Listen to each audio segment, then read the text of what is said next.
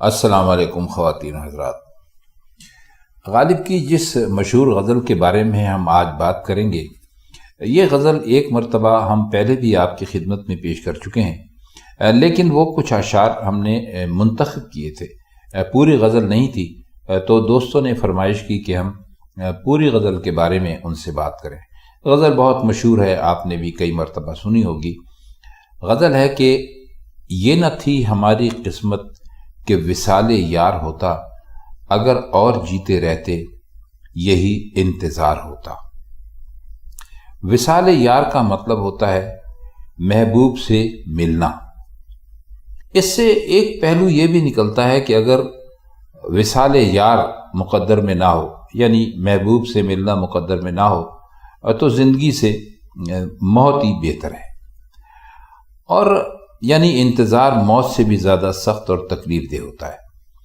تو انتظار اور محبوب سے ملاقات کا انتظار عاشق برداشت نہیں کر سکتا، اور پھر جب مقدر میں ہی نہیں ہے تو بیکار انتظار کرنے کا کوئی فائدہ نہیں۔ اگلا شعر دیکھتے ہیں۔ تیرے وعدے پر جیے ہم تو یہ جان جھوٹ جانا، کہ خوشی سے مر نہ جاتے اگر اعتبار ہوتا۔ تو اس کا مطلب یہ ہے کہ اگر ہم تیری طرف سے ملاقات کا یا وصل کا وعدہ سن کر بھی زندہ رہے تو جان لے کہ ہم نے اس وعدے کو سچا نہیں سمجھا، کیونکہ تو نے پہلے ہم سے اتنے وعدے کیے اور وہ سارے وعدے جھوٹ نکلے۔ تو اگر ہم اس وعدے کو سچا سمجھتے اور ہمیں تجھ پر یا تیرے وعدے پر اعتبار ہوتا تو ہم تو یعنی خوشی کی وجہ سے مر نہ جاتے، کیونکہ عاشق کے لیے محبوب کے وعدہ ملاقات سے یا وعدہ وصل سے بڑھ کر خوشی کی کوئی چیز ہو نہیں سکتی۔ یہ بھی معلوم ہے کہ جس طرح لوگ بہت سارے غم کو برداشت نہیں کر سکتے اور مر جاتے ہیں، اسی طرح ایسی مثالیں بھی ملتی ہیں کہ لوگوں کو اچانک انتہائی خوشی کی خبر پہنچی اور وہ خوشی میں آ کر یا تو مر گئے یا ان کا دماغ خراب ہو گیا۔ تو مرزا کہتے ہیں کہ محبوب کے جو وعدہ وصل تھا، یعنی جو ملاقات کا وعدہ تھا، اگر اس پر اعتبار ہوتا تو سمجھ لینا چاہیے کہ ہمیں اس پیمانے پر خوشی حاصل ہوتی جو ہمارے صبر سے یا ہماری اوقات سے باہر ہوتی، اور اس کا نتیجہ موت ہی ہو سکتا تھا۔ اگلا شعر دیکھیے۔ تیری نازکی سے جانا کہ بندھا تھا عہد بودا، کبھی تو نہ توڑ سکتا اگر استوار ہوتا۔ نازکی آپ جانتے ہیں، نازک مزاج ہونا یا نازک بندھا ہوا ہونا، اور بودا کا مطلب ہوتا ہے کمزور، استوار کا مطلب ہوتا ہے مضبوط، بہت اچھا۔ تو وہ محبوب سے یہ کہتے ہیں کہ تو سراپا نزاکت ہے، تیرا جسم بھی نازک ہے، تیرا مزاج بھی نازک ہے۔ اس حالت میں جو وعدہ کیا جاتا ہے یا جو پیمان باندھا جاتا ہے وہ بہرحال نازک اور کمزور ہی ہو سکتا تھا۔ اگر وہ پیمان مضبوط اور محکم ہوتا تو تجھ ایسا پیکر نزاکت اسے ہرگز توڑ نہیں سکتا تھا۔ اگلا شعر دیکھیے۔ کوئی میرے دل سے پوچھے تیرے تیر نیم کش کو، یہ خلش کہاں سے ہوتی جو جگر کے پار ہوتا۔ تیر نیم کش کا مطلب ہے ایسا تیر جو کہ پوری طرح بدن میں پیوست نہ ہوا ہو، اور خلش آپ جانتے ہیں کھٹک کو کہتے ہیں، جو کہ رہ رہ کر انسان کو تنگ کرتی ہے۔ تو وہ تیر جو کمان کو پورا نہیں بلکہ آدھا کھینچ کر چھوڑا جائے، نشانہ جتنی دور ہوتا ہے اسی لحاظ سے کمان کو کھینچ کر تیر پھینکتے ہیں۔ اگر نشانہ بہت قریب ہو تو کمان کھینچنے پر پورا زور صرف نہ کیا جاتا۔ ایک معنی یہ بھی ہو سکتے ہیں، اور ایک معنی وہ بھی ہو سکتے ہیں جو ہم نے پہلے آپ سے عرض کیے۔ تو وہ کہہ رہے ہیں کہ محبوب اپنے محبوب سے مخاطب ہے کہ تو نے کمان آدھی کھینچ کر تیر پھینکا، وہ جگر میں پیوست ہو گیا۔ چونکہ اس پر زور کم صرف ہوا تھا اس لیے جگر کو چھید کر باہر نہیں نکل سکا، بیچ ہی میں اٹکا رہ گیا، اور اس خلش نے دل کو ایسا مزہ دیا کہ بیان نہیں ہو سکتا۔ اگر پورے زور سے تیر پھینکا جاتا تو وہ جگر کو چھیدتا ہوا باہر نکل جاتا تو زخم ضرور ہو جاتا، مگر یہ مسلسل خلش یا چبھن یا کھٹک نہ ہوتی، اور عاشق کے لیے مزہ ہی اس کھٹک میں ہے۔ کوئی میرے دل سے پوچھے کا جملہ جو ہے وہ جو انہیں درد میں یا خلش میں جو لذت مل رہی ہے اس کو بیان کرتا ہے۔ اگلا شعر دیکھیے کہ یہ کہاں کی دوستی ہے کہ بنے ہیں دوست ناسے، کوئی چارہ ساز ہوتا کوئی غم گسار ہوتا۔ ناسے کہتے ہیں نصیحت کرنے والے کو، یعنی وہ جو آپ کی روک ٹوک کرتا ہو کہ میاں یہ کام ایسے مت کرو اور یہ کام ویسے مت کرو۔ اور چارہ ساز ہوتا ہے آپ کے کام بنانے والا، یعنی جو آپ کا بگڑے ہوئے کام ہو ان کو ٹھیک کرنے والا ہو، اور غم گسار ہوتا ہے جس کے ساتھ اپنا آپ دکھ سکھ بانٹتے ہیں۔ تو وہ پوچھ یہ رہے ہیں کہ کہتے ہیں کہ دوستی کا یہ کون سا طریقہ ہے کہ تمام دوست مجھے نصیحتیں کرتے رہتے ہیں اور مجھے واز سناتے رہتے ہیں کہ تمہیں یہ نہیں کرنا چاہیے، تمہیں وہ نہیں کرنا چاہیے۔ تو یہ تو میرے دوست نہیں ہیں، یہ تو ناسے ہیں، یعنی نصیحت کرنے والے ہیں۔ تو ہر وقت نصیحت کرنے والا جو ہے وہ تو دوستی کا حق ادا نہیں کرتا۔ تو حقیقی دوستی تو یہ ہوتی کہ کوئی مجھے آرام پہنچانے کی تدبیریں کرتا، یعنی چارہ سازی کرتا اور میرے دل کے زخموں پر مرہم رکھتا، اور مجھے میرے محبوب سے ملانے کا کوئی طریقہ سوچتا، میرا غم غلط کرتا۔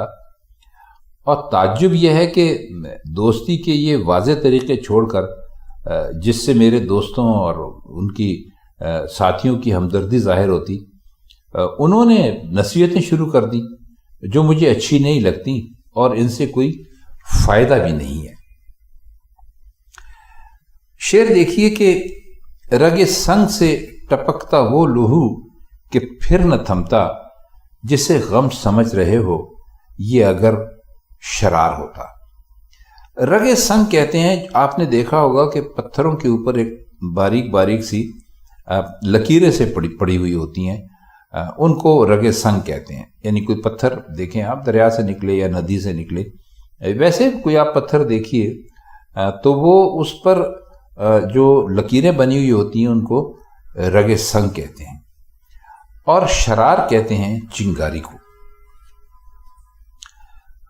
تو وہی کہتے ہیں کہ جو غم ہے وہ ایسی جان کو گھلا دینے والی اور ایسی مار دینے والی چیز ہے کہ اگر یہ چنگاری بن کر پتھر کی رگوں میں داخل ہو جائے تو پتھر میں سے بھی خون نکلنے لگے، اور ایسا خون کہ پھر روکے سے نہ روکے۔ تو ظاہر ہے کہ جس چیز سے بے حس پتھروں سے اس کے اثر سے لہو ٹپک سکتا ہے تو اس سے انسان کے دل پر کیا گزرتی ہوگی، جو کہ بالکل ہی یعنی سراسر احساس ہے۔ دل ظاہر ہے کہ احساس ہوتا ہے۔ تو وہ انہوں نے یعنی پتھر کو یعنی کہا ہے کہ اگر یہ غم جو ہیں یہ اگر کوئی چنگاری ہوتا تو یہ اور پتھر کے اندر چلا جاتا تو یہ جو پتھر پہ لکیریں بنی ہیں جسے ہم رگ سنگ کہہ رہے ہیں، تو ان سے بھی وہ لہو نکلنا شروع ہوتا کہ جو پھر کبھی رکتا نہیں۔ اگلا شعر دیکھیے کہ غم اگرچہ جاں گسل ہے پا کہاں بچیں کہ دل ہے، غم عشق گر نہ ہوتا غم روزگار ہوتا۔ جاں گسل کا مطلب ہوتا ہے جان کو گھلا دینے والا، اور غم عشق محبت کا غم، اور غم روزگار کہتے ہیں جو آپ کو دنیا کے جو فکریں ہوتی ہیں، معاشی فکر ہے، رشتہ دار ہیں، دوست ہیں، دنیا سے جن سب کا تعلق ہے اس کو کہتے ہیں۔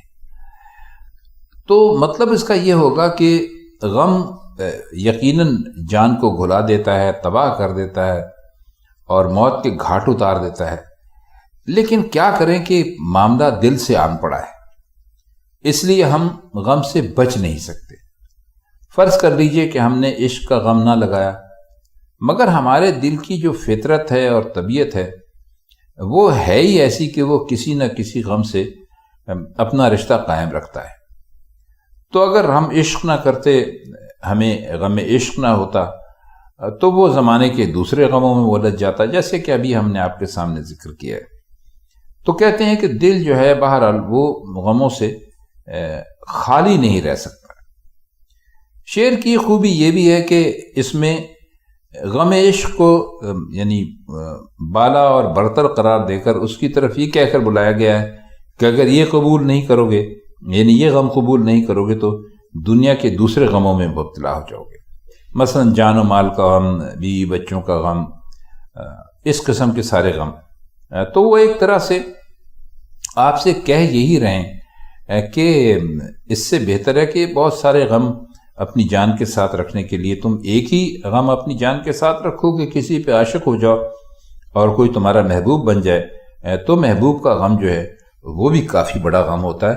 تو اس کے بعد تم یہ اس قسم کے جو دوسرے غم ہیں ان سے بچ جاؤ گے۔ کہوں کس سے میں کہ کیا ہے، شب غم بری بلا ہے، مجھے کیا برا تھا مرنا اگر ایک بار ہوتا۔ شب غم یعنی غم کی رات، اور اس میں کوئی خاص مشکل لفظ ہے نہیں۔ تو وہ کہہ یہ رہے ہیں کہ میں جو غم کی رات ہوتی ہے اس میں جو دل پر گزرتی ہے وہ میں کس سے کہوں، مجھے کوئی اس قابل دکھائی نہیں دیتا، اور اگر کوئی مل بھی جائے تو اس سے کہوں تو کیا کہوں، اسے ٹھیک ٹھیک بیان کرنے کا انداز کہاں سے لاؤں۔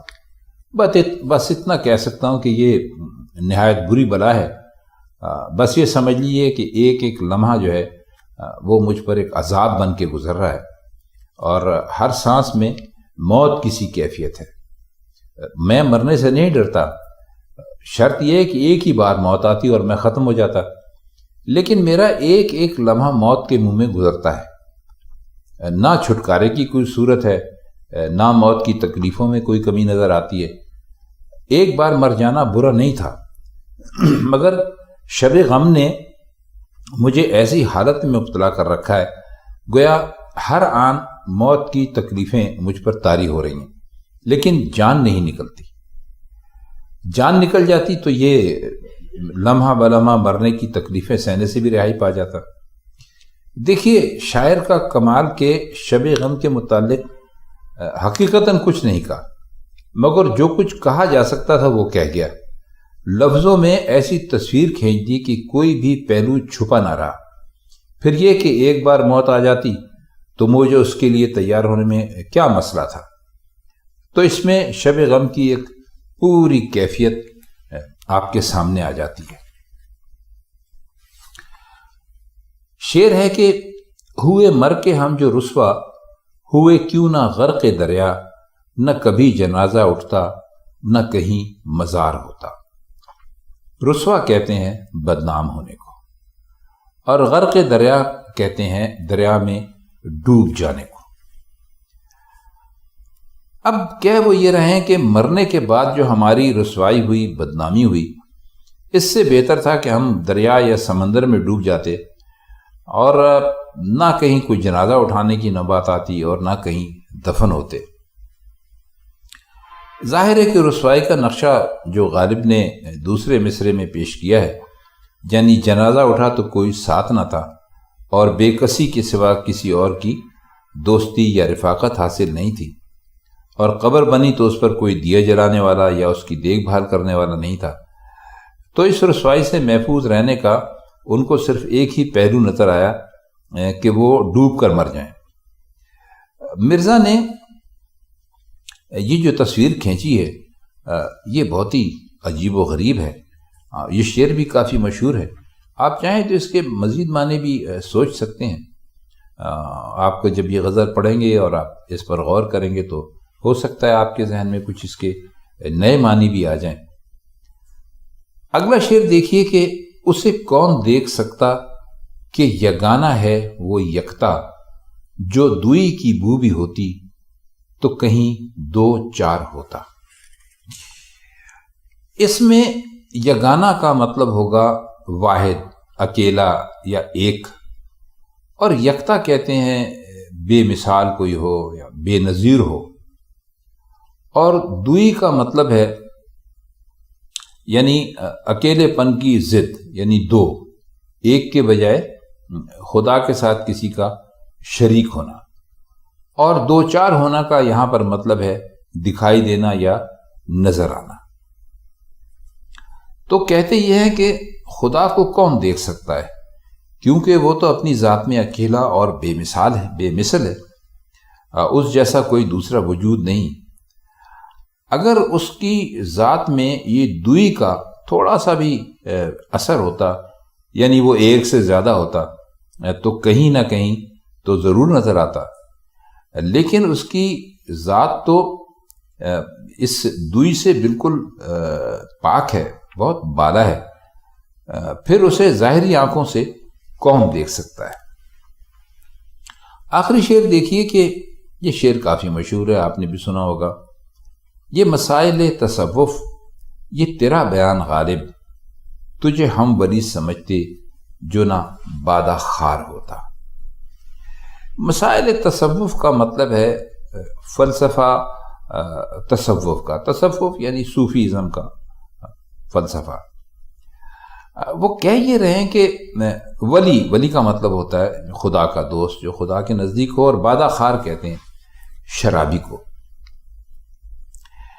تو مرزا نے کہا ہے کہ اپنے آپ سے کہ تو تصوف اور روحانیت کے مسئلے پیش کرتا ہے، اور پھر تیرا انداز بیان اتنا اچھا اور اتنا دل کو کھینچنے والا ہے کہ تو جو کچھ کہتا ہے وہ دل میں اتر جاتا ہے۔ یہ تو ولیوں کی سی باتیں ہیں، اگر تو شراب نوش نہ ہوتا، شرابی نہ ہوتا، تو ہم تجھے ولی سمجھ لیتے۔ تو سنا یہ ہے کہ جب بہادر شاہ نے مرزا کی غدر کا یہ شعر سنا تو کہا، بھائی ہم تو جب بھی ایسا نہ سمجھتے، یعنی تم شراب نوش نہ ہوتے اور ایسے مسائل اسی انداز بیان کرتے، جب بھی ہم تمہیں ولی نہ مانتے۔ تو مرزا نے کہا کہ حضور اب تو آپ مجھے ولی سمجھتے ہیں، مگر یہ اس لیے ارشاد ہوا کہ میں اپنی ولایت پر مغرور نہ ہو جاؤں۔ خیر یہ ایک ہلکی سی ضمنی بات تھی جو ہمیں یاد آ گئی تو ہم نے آپ کی خدمت میں پیش کر دی۔ تو بس اس کا اصل مسئلہ یہی ہے کہ وہ مرزا غالب تصوف کے بارے میں اور روحانیت کے بارے میں باتیں کرتے تھے، پڑھے لکھے آدمی تھے بہت زیادہ۔ تو پھر وہ کہتے ہیں کہ میں جب لوگوں کے سامنے بیان کرتا تھا، جو بھی بات اس قسم کی بیان کرتا ہوں، یعنی تصوف کی بات یا صوفیزم کے بارے میں کہتا ہوں، تو لوگ اس کا یقین کر لیتے ہیں اور ان پر بہت اس کا اثر ہوتا ہے کہ یہ تو ولیوں کی سی باتیں ہیں۔ تو اپنے آپ کو مخاطب کر کے کہتے ہیں کہ بھائی اگر ہم شرابی نہ ہوتے تو لوگ ہمیں ولی ہی سمجھ لیتے۔